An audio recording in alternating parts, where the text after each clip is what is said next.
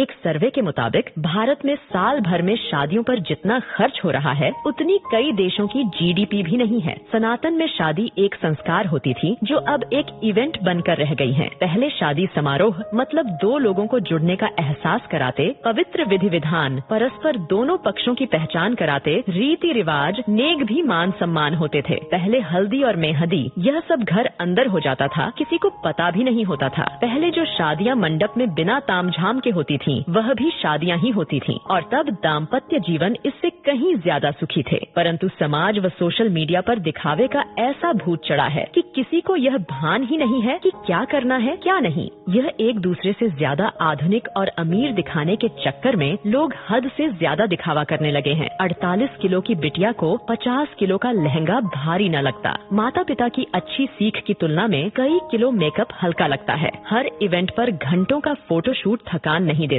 पर शादी की रस्म शुरू होते ही पंडित जी जल्दी करिए, कितना लंबा पूजा पाठ है, कितनी थकान वाला सिस्टम है, कहते हुए शर्म भी न आती। वाकई अब की शादियां हैरान कर देने वाली हैं। मजे की बात ये है कि ये एक सामाजिक बाध्यता बनती जा रही है। उत्तर भारत में शादियों में फिजूल खर्ची धीरे धीरे चरम पर पहुंच रही है। पहले मंडप में शादी वरमाला सब हो जाता था, फिर अलग से स्टेज का खर्च पड़ा। अब हल्दी और मेहंदी में भी स्टेज खर्च बढ़ गया है। Pre wedding photoshoot, destination wedding, reception, अब तो सगाई का भी एक भव्य स्टेज तैयार होने लगा है। टीवी सीरियल देख देख कर सब शौक चढ़े हैं। पहले बच्चे हल्दी में पुराने कपड़े पहनकर बैठ जाते थे, अब तो हल्दी के कपड़े 5-10 हजार के आते हैं। Pre wedding shoot, first copy designer lehenga, हल्दी मेहंदी के लिए थीम पार्टी, लेडीज संगीत पार्टी, बैचलर्स पार्टी, ये सब तो लड़की वाला नाक ऊंची करने के लिए करवाता है। यदि लड़की का पिता खर्च में कमी करता है तो उसकी बेटी कहती है कि शादी एक बार ही होगी, और यही हाल लड़के वालों का भी है। मजे की बात यह है कि स्वयं बेटा बेटी ही इतना फिल्मी तामझाम चाहते हैं, चाहे वो बात प्री वेडिंग शूट की हो या महिला संगीत की, कहीं कोई नियंत्रण नहीं है। लड़की का भविष्य सुरक्षित करने के बजाय पैसा पानी की तरह बहाते हैं। अब तो लड़का लड़की